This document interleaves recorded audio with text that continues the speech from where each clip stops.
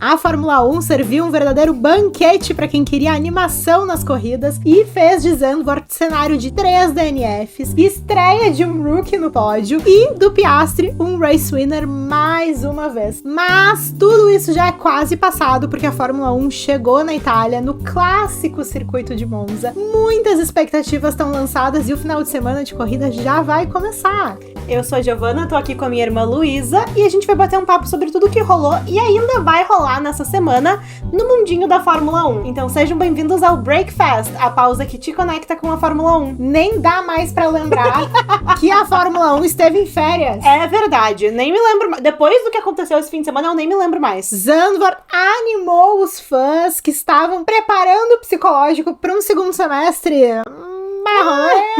Mas sabe que eu fiquei com uma impressão de que os fãs de Fórmula 1, pelo menos o pessoal da internet, tinha ficado meio super saturado de Fórmula 1 agora durante as férias. E bem ou mal, eu acho que as corridas da primeira metade do ano ficaram um pouco marcadas por uma certa falta de emoção. Uma que me pegou muito foi Spa, que é uma corrida que a gente sempre associa com muitas batalhas, incertezas, e esse ano foi muito difícil de ultrapassar por lá. E foi também uma corrida em que a direção de prova foi acusada de ser um pouco cuidadosa demais, por demorar a liberar a largada por conta da chuva. O Max Verstappen concorda, né, com essa informação. O Max concordou, vários deles concordaram. E depois disso ainda teve a Hungria, que já tradicionalmente no seu estado normal é uma corrida que não costuma ter muita emoção, costuma ser mais difícil de ultrapassagem. E eu acho que tudo isso abalou um pouco o espírito dos fãs. Olha, eu como parte do povo da internet...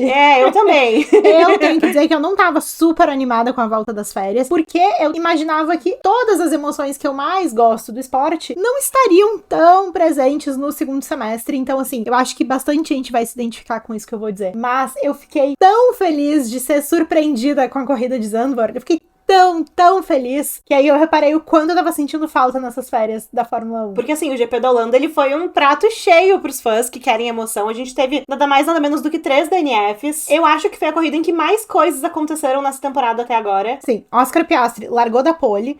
O Max, que era o dono da casa, logo já tratou do primeiro entretenimento do dia, pegou a posição do Lando. Tudo bem, né? Teve ali uma resbalada, teve uma... Mas isso pra mim foi um dos melhores momentos da prova inteira. Essa resbalada que o Max deu quando ele tava logo na primeira volta querendo pegar o P2. A pista tava cheia de areia, porque Zandvoort é cidade de praia, enfim, tava toda aquela função. Ele resbalou, saiu da pista e meio que no braço conseguiu segurar o carro. Pra mim foi tipo um dos pontos altos, assim, de pilotagem da corrida, inclusive. E assim, ele se manteve no P2 até a volta 9. Sim. Vamos considerar que isso é uma coisa muito boa, porque o carro da Red Bull não tem conseguido ser competitivo nesse sentido. Não tá mais no seu auge. O Lando Norris, quando pegou a posição, pegou com bastante facilidade, não foi uma grande disputa, nem nada do tipo, mas foi o nosso primeiro entretenimento da manhã. E também não demorou muito pra dar o primeiro DNF da corrida, mais pro começo da prova, que foi do Lewis Hamilton, né, que encontrou um muro. Sim, mas dos DNFs a gente vai falar já. No geral, foi uma boa corrida pra Williams. Pelo menos esse primeiro começo estava sendo uma corrida para as duas Williams. Quando o Carlos Sainz encontrou o Liam Lawson, tudo bem que ele protagonizou os rádios mais furiosos e mais deliciosos do domingo de manhã, mas aí, depois disso, foi uma boa corrida só pra Williams do Alex Albon, né? Exatamente. Um outro que tava meio furioso foi o Kimi Antonelli, que também protagonizou uma disputa do nosso segundo DNF, que foi com o Charles Leclerc. Mas tanto o Sainz quanto o Antonelli estavam furiosos porque levaram muito pro pessoal a coisa, porque os dois merecidamente tomaram as penalidades, né? Sim. Bom, mas o auge da corrida chegou na volta 65, quando o carro do Norris começou a enfumaçar. Desacelerar, parou, e foi a primeira pane mecânica da McLaren em muito tempo, né? Em muito tempo, e um acontecimento absolutamente significante pro campeonato de pilotos. Com certeza.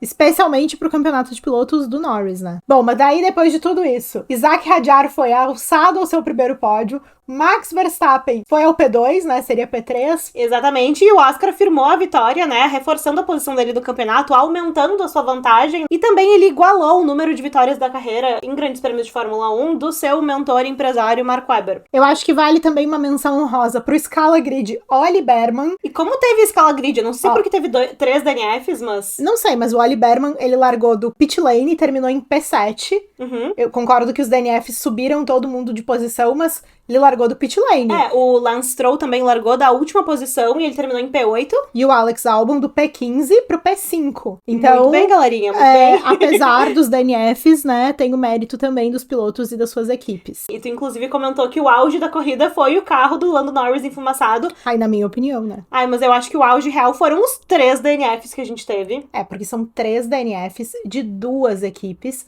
E 2 equipes relevantes. Que estão do meio pra cima da tabela. Exato. E isso é muito relevante do ponto de vista desportivo, do ponto de vista competitivo, especialmente pra McLaren. Muita gente comentando que o campeonato acabou e tal. Eu, pessoalmente, considero que ainda é cedo pra gente apontar se o campeonato tem acabado ou não, porque vai saber se o carro papaya não vai começar a dar pane mecânica dia sim, dia também. Pode ser que aconteça pro Oscar. Já estão investindo um pouco demais no carro do novo regulamento, vai saber.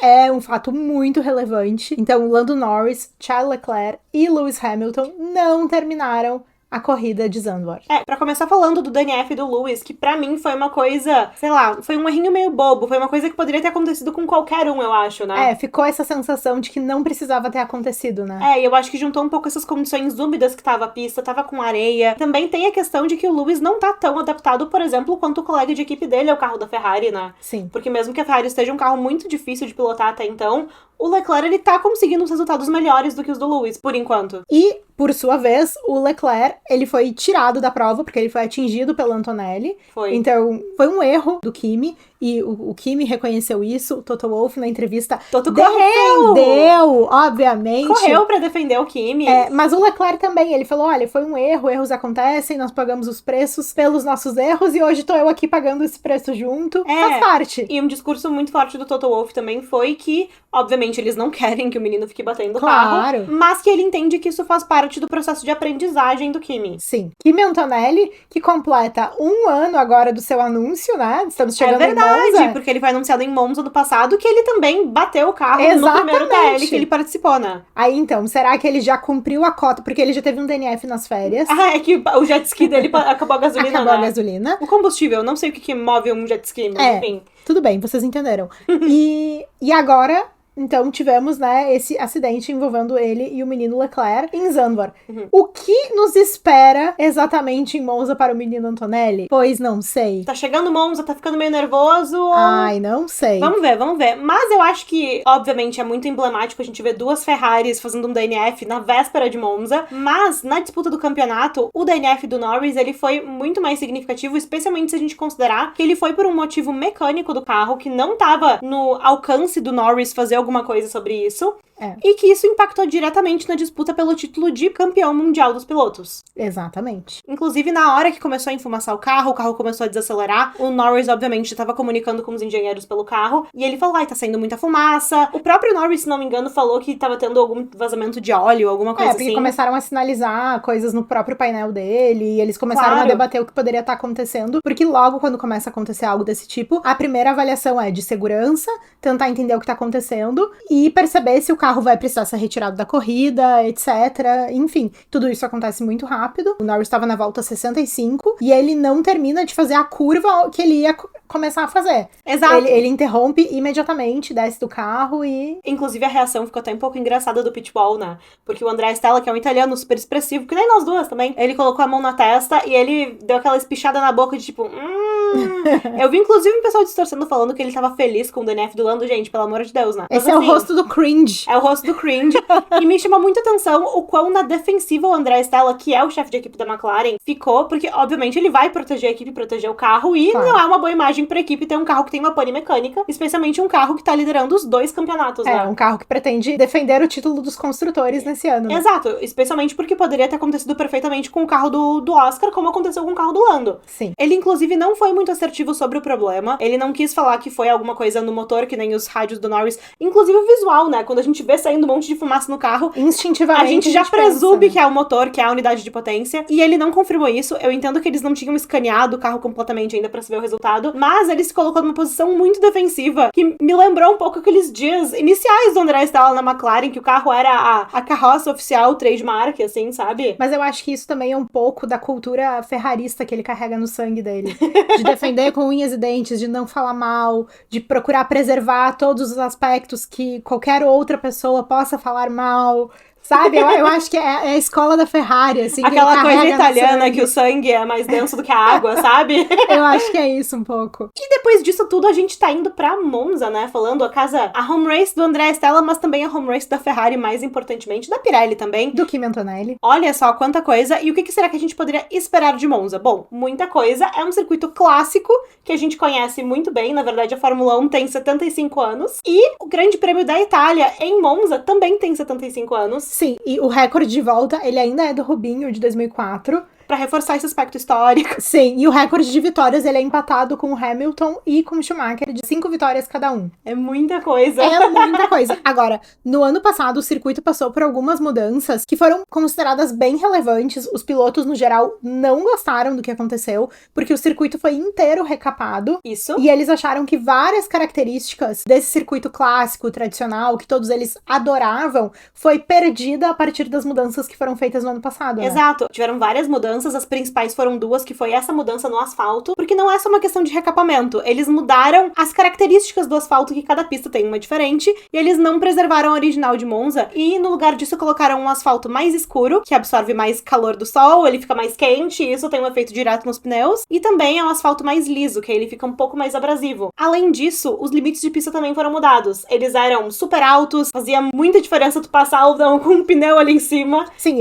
e isso se refletiu diretamente no resultado do Grande Prêmio do ano passado, porque o Leclerc venceu Monza com uma única parada. Que é uma coisa que até Inimaginável, então era inimaginável. Eu lembro muito dos comentaristas, enquanto a gente assistia a corrida do ano passado, falando, será que eles vão tentar uma parada só? Sim, pra tristeza, pro total desespero da Pirelli, que eles estão imbuídos de, em 2025, fazer com que todos os pilotos façam ao menos 2 paradas, que em Zandvoort, a gente até falou no episódio passado, na estratégia que não foi exatamente de levar os compostos mais difíceis, mas sim de mudar o limite de velocidade do pit lane, e deu certo, né? Tiveram muitas paradas, não foram paradas em função da chuva, apesar de ter chovido durante a prova. Sim. E esse ano eu não quero nem imaginar a Pirelli alucinada. A Pirelli, inclusive, que tá completando, tá de aniversário, né? 500 grandes prêmios, que foi no fim de semana passado, mas eles já avisaram que já que agora é o grande prêmio Pirelli da Itália, não sei o quê, eles vão fazer as comemorações no 501. Sim, a Ferrari também tá toda comemorativa em função dos 50 anos do primeiro campeonato mundial do Niki Lauda. Sim, todos de roupinha azul, com um carro especial pintado. Sim, e também é o primeiro ano do Lewis Hamilton.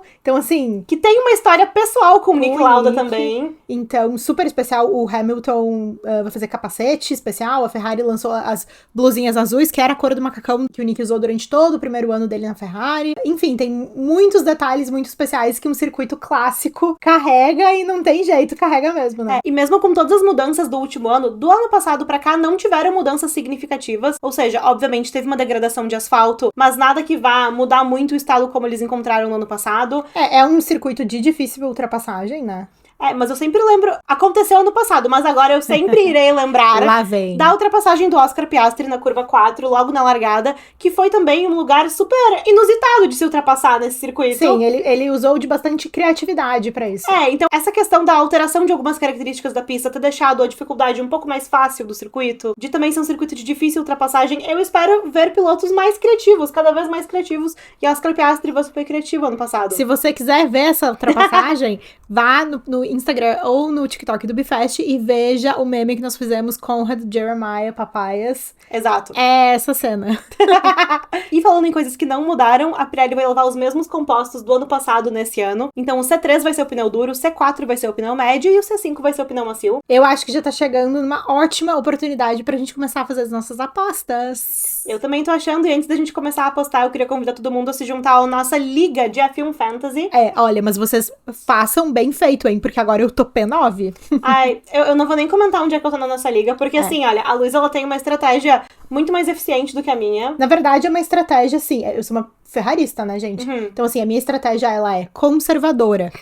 O que eu fiz? Montei um time. Olhei ali, o time não ficou muito bom, as 2 primeiras corridas do ano, refiz algumas coisas, e desde então, não mexi mais. E enquanto a Giovana que tenta mexer no seu time, só piora. Ai, pois é. Enfim, mas quem quiser participar da nossa liga, não tem dinheiro, não é aposta, é só pela diversão. É no site da própria Fórmula 1. Exatamente. E o link fica aqui na descrição do vídeo no YouTube e fica na descrição do Spotify também. Exatamente. E aí, quem tu vai apostar? Bom, eu acho que ano passado quase deu Oscar Piastri. Eles tiveram muita dificuldade realmente com a preservação de pneus. O Leclerc ganhou nessa estratégia de um único pit stop. Eu acho que esse ano vai ser o ano do Oscar Piastri. Eu acho que eles vão conseguir. Eu acho que eles provavelmente vão tentar fazer uma parada só. A McLaren tá facilitando essa questão de preservação de pneus. E vai ser a vez do Oscar firmar a vitória dele em Monza. Os italianos adotaram ele também em Imola, por que não em Monza também? Então eu acho que vai ser P1 Oscar, P2 Lando. E eu vou colocar uma Ferrari no pódio, por que não, né? Claro. Mas eu acho que o Leclerc é um piloto que tem características de ter um bom desempenho nas pistas em que isso mais importa. Pensando nele, pensando na Ferrari. Então, assim, Mônaco, pistas italianas, ele costuma ter um bom desempenho. Legal. Eu acredito que ele possa ter um bom desempenho. Será que uma pole? Eu não acho que ele faria uma pole, tá? Acho que não estamos nesse nível, se bem que ele já fez poles esse ano. Mas eu vou colocar ele em P3 no nosso pódio. E tu? Bom, eu concordo com a vitória do Oscar Piastri, considerando que é um circuito que vai demandar certa criatividade, um gerenciamento de pneus levemente simples, né? O carro da McLaren tá favorecendo nesse sentido o Oscar nesse ano. Então eu vou apostar numa vitória do Oscar Piastri. Na torcida, para que não aconteça nenhum DNF mecânico, mas na torcida por muito caos, então não vou botar o Lando no pódio. Eu vou botar o Leclerc no P2, porque eu acredito que ele é a pole do final de semana. Olha! Mas, né, considerando o histórico do Leque de não defender a pole no dia da corrida, eu acredito que o Leclerc chegue em P2 pra alegria dos tifosi que merecem uma Ferrari no pódio. E considerando que Zac Hadjar esteve no pódio de Zandvoort, pensando nesse elemento de criatividade, de novidade, eu vou colocar Kimi Antonelli em P3 para deleite de Toto Wolff. Olha! Deleite da Luísa do Bifest. Tu não acha que vai pegar uma pressão especial no Kimi por estar correndo na Itália? Não, eu acho que vai. Mas o Kimi não tem respondido bem às pressões desde então. Ano passado no TL1 em Monza, que ele seria anunciado. Em Imola esse ano ele não foi bem. Eu acho que tá na hora dele colocar a cabeça no lugar e pensar assim, poxa, o Hadjar chegou, daqui a pouco o Gabriel vai pegar pódio. É uma questão de tempo. E até outros pilotos novatos que estão à Oli beira. Berman. Oli Berman, o próprio Liam Lawson daqui a pouco pega um pódio. Pois é, mas eu acho que tá mais fácil o William Lawson pegar um pódio na Racing Bulls do que o Yuki na Red Bull. Nossa, total. Eu sou... E vocês? Eu tendo a Vocês concordar. concordam comigo? E pensando também que Monza tem um histórico legal de pilotos com suas primeiras vitórias lá. Então, se alguém quiser fazer uma aposta muito arrojada, a gente teve a primeira vitória do Vettel em Monza, do Gasly em Monza. Então, fica aí a sugestão. Deixem as apostas de vocês nos comentários, a gente vai adorar ver o que vocês estão pensando. Bom, e o fim de semana da Fórmula 1 tá só começando. Sim! Se você ouviu esse episódio na estreia, não perde a cobertura do Bifest nas redes sociais oficiais do nosso projeto. Nós somos o @BifestPodcast em todas as redes. Você também vai poder conferir o resumo das coletivas de imprensa no meio-dia da quinta-feira, os melhores rádios da classificatória no sábado e na segunda-feira o resumo de tudo que acontecer no Grande Prêmio de Monza. Porque a gente não ia fazer vocês esperarem até quinta-feira pra Não, isso, né? imagina só. Muito obrigada pela audiência. A gente se vê na terça-feira no Bifest Podcast e na quinta aqui no Breakfast. Um beijo! Tchau!